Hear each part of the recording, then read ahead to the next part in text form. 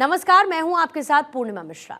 हमारे खास प्रोग्राम क्या कहते हैं नरेंद्र मोदी में आज आपको सुनवाएंगे पीएम मोदी का वो ऐतिहासिक भाषण जो उन्होंने 24 मई 2012 को राजस्थान के उदयपुर में दिया। मोदी जी ने अपने भाषण में कहा कि कांग्रेस ने हिंदुस्तान के इतिहास को मिटाने में कोई कसर नहीं छोड़ी।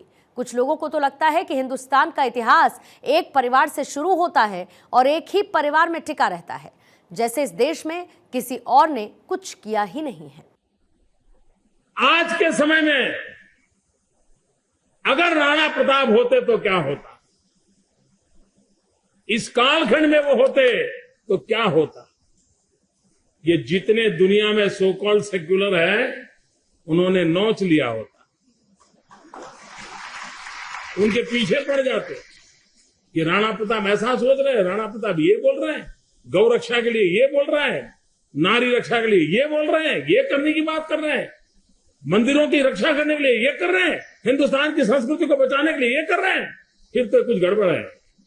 ऐसा ही कर देते। और इसी मानसिकता वाले लोगों ने जनता के दिलों में तो राणा प्रताप है, लेकिन इतिहास के जरूखों से मिटाने के लिए कोई कसर नहीं छोड़ी है दोस्तों, कोई कसर नहीं छोड़ी। और कुछ लोगों को तो लगता है कि हिंदुस्तान का इतिहास एक परिवार से शुरू होता है और एक परिवार में ही टिका रहता है, जैसे इस देश में किसी ने कोई किया ही नहीं है, न त्याग किया है, न बलिदान किया है, किसी को पता तक नहीं है, लोगों को भुला दिया जाता है। और इसलिए भाइयों बहनों, यह देश बहुरत्ना वसुंधरा, हर युग में महापुरुष पैदा हुए हैं, हर युग में वीर पुरुष पैदा हुए हैं, हर युग में समाज के लिए जीने वाले, जूझने वाले और जान की बाजी लगाने वाले लोगों की परंपरा रही है इस देश में। यह देश की विशेषता। मित्र, 1200 साल तक हिंदुस्तान गुलाम रहा। कोई वर्ष ऐसा नहीं है, कोई साल ऐसा नहीं है कि हिंदुस्तान के किसी न किसी कोने में आजादी की ललक के साथ लोगों ने अपने आप को बलि न चढ़ा दिया। जो भी सल्तनत आई, जो भी शाही ठाठ आया, सबके खिलाफ लड़ने का ताकत इस देश के अंदर रहा। लोग लड़ते रहे, जूझते रहे। गुलामी को मन से कभी इस धरती ने स्वीकार नहीं किया था, और जिसको जो मौका मिला वो लड़ाई लड़ता रहा। और इंसान तो क्या, चेतक तक लड़ता रहा। ये स्वाभिमान की लड़ाई थी। लेकिन कैसा दुर्भाग्य है, देश के वीर पुरुषों को भुला दिया जाता है। भाइयों बहनों, कोई भी समाज जो इतिहास को भूल जाता है वो इतिहास रचने की ताकत भी खो देता है। इतिहास वो ही रच सकते हैं जो इतिहास से प्राण शक्ति पाते हैं। और इसलिए हमारे विराट संस्कृति, हमारे आदर्श, हमारे वीर पुरुषों की गाथाएं वो पीढ़ी दर पीढ़ी संक्रमित होने चाहिए। हर पीढ़ी को उसका पता होना चाहिए और हर पीढ़ी को उसका गर्व होना चाहिए। ये परंपराएं बनानी चाहिए। और उस अर्थ में मुझे आज आपके बीच आकर के वो प्रेरणा के पीयूष पीने का अवसर मिला है। मेरे जीवन को धन्यता मिली है, एक नई शक्ति मिली है। हम कभी सोचे कि आज जो क्या राणा प्रताप ने जो जो किया, जिन जिन बातों के लिए जीवन लगा दिया, आज वहां पर इन सारी चीजों में से किसी बात के लिए चिंता है क्या? किसी बात की चिंता है? अगर ऐसा ही हाल रहा तो भाइयों बहनों, इन देश के वीर महापुरुषों के बलिदान का क्या होगा? भाइयों बहनों, जीवन को आहूत करने के संकल्प किए। हमारे गुजरात के अंदर एक लोक कथा बड़ी प्रचलित है और बड़ी प्रेरक है। उदयपुर से सटा हुआ हमारे विजयनगर पाल के जंगल है, इसी नजदीक के इलाके में है। और महाराणा प्रताप जब अपने टेक के खातिर उन जंगलों में गुजारा करते थे। गुजरात के विजयनगर पाल के जंगलों में घूमते थे वो। एक बार वो पत्थर की चट्टान पर लेटे हुए थे और इतने में एक नौजवान कपल वहां से गुजरता था, जिसको प्यास लगी थी। वो पानी की तलाश कर रहा था। उसको लगा कि पत्थर की चट्टान पर ये महाशय सोए हैं, शायद उनको मालूम होगा कि नजदीक में कहीं पानी है क्या। तो वो चट्टान की तरफ गए। वो लोहारी काम करने वाला समाज था और राणा प्रताप के लिए उन्होंने वचन निर्णय किया था कि जब तक राणा प्रताप का सपना पूरा नहीं होता है, हम घर नहीं बसाएंगे। बैलगाड़ी में ही अपना सामान लेकर के वो आज भी गांव गांव भटकते हैं, 400 साल के बाद भी भटकते हैं उस सपने के लिए।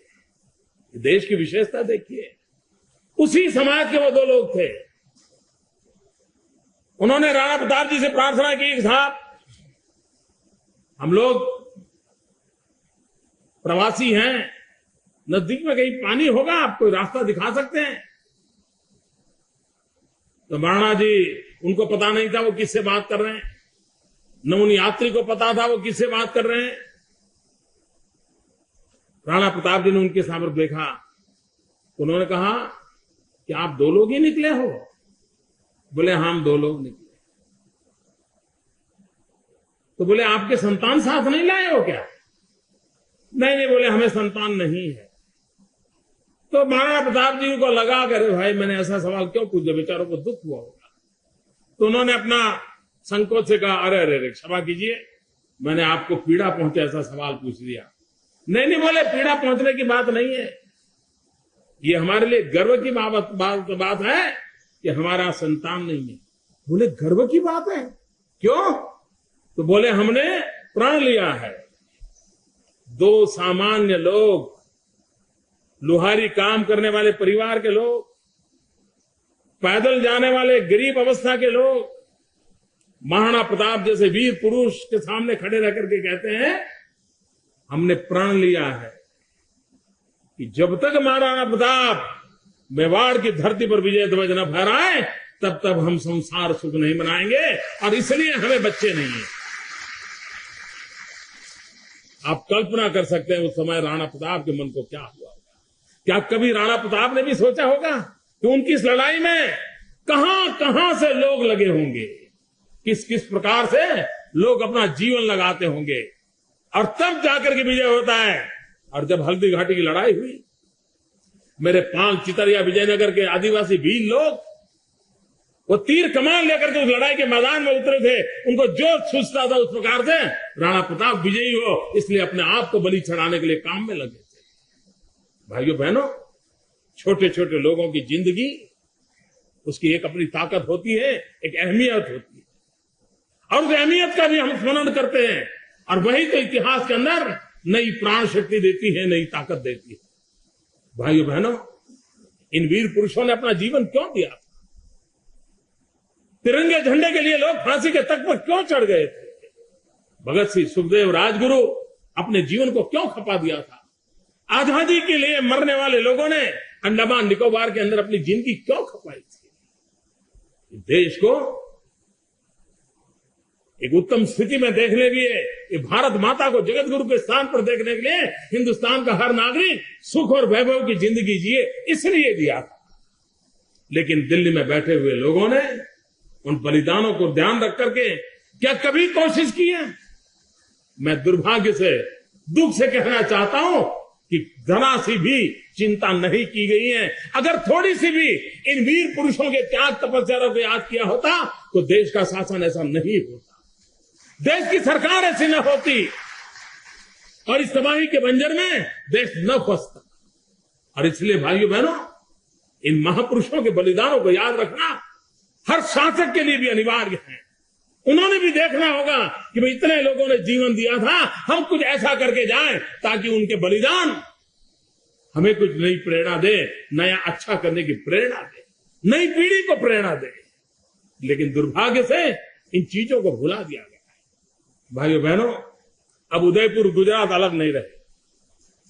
एक पैर उधर रखो तो गुजरात हो जाता है, एक पैर उधर रखो तो उदयपुर हो जाता है। इतना हमारा आपसे नाता है। यहां आधा व्यापार गुजराती भाषा में चलता है, आधा व्यापार मारवाड़ी में चलता है। कोई व्यापारी यहां गुजराती न सीखे तो व्यापार नहीं चलता, वो गुजराती बोल लेता है। इतना नाता है, लेकिन ये नाता बहुत पुराना है। महाराणा प्रताप का वंशज और हमारा वल्लभी वंश, दोनों का सदियों पुराना नाता। जिस बप्पा रावल के नाम देकर के हमारा सर ऊंचा होता है, वो बप्पा रावल गुजरात की धरती के थे। आप क्या, और भाइयों बहनों, बहुत कम लोगों को मालूम होगा, जो चेतक घोड़ा था ना, उसकी मां गुजराती थी।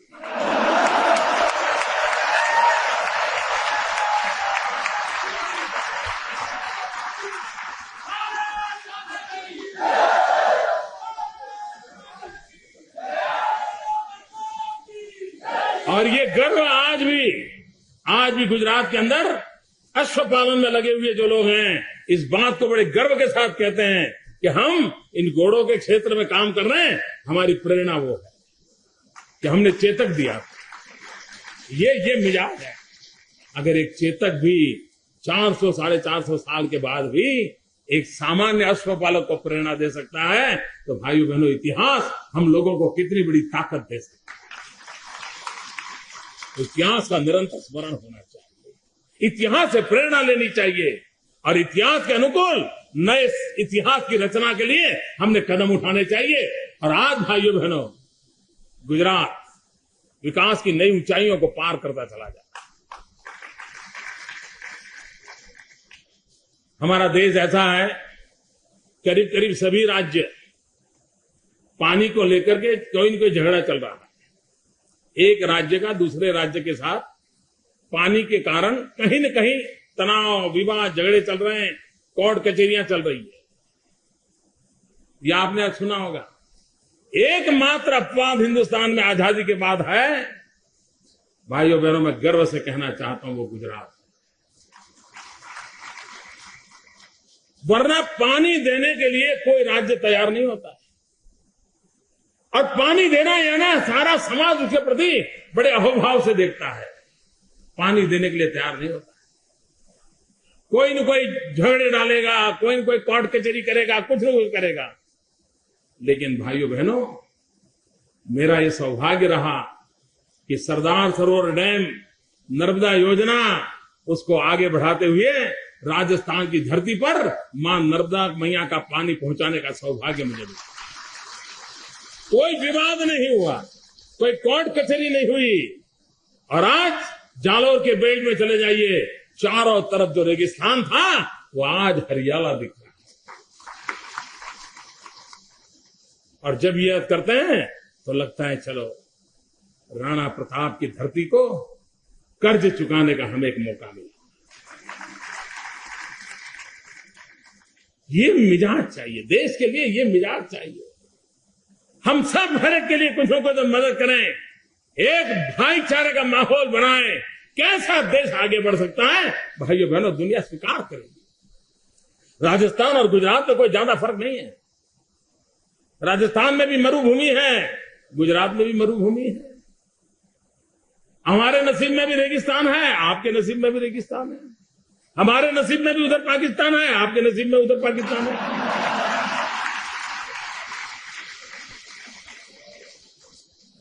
उसके बावजूद भी अकाल अगर राजस्थान में होता है तो अकाल गुजरात में भी होता है। पानी की किल्लत अगर राजस्थान को होती थी तो पानी की किल्लत गुजरात को भी होती थी। लेकिन इन सब के बावजूद भी भाइयों बहनों, कृषि विकास के अंदर आज गुजरात नेतृत्व कर रहा है। आज गुजरात आगे बढ़ रहा है। आज गुजरात का कृषि विकास दर और हिंदुस्तान का कृषि विकास दर, ये अगर आप सुनोगे तो आप हैरान हो जाओगे, क्या ये भी हो सकता है? मेरे भाइयों बहनों, ये दिल्ली सरकार, भारत सरकार, जिसके पास गंगा है, यमुना है, कृष्णा है, गोदावरी है, क्या कुछ नहीं है, सब कुछ है।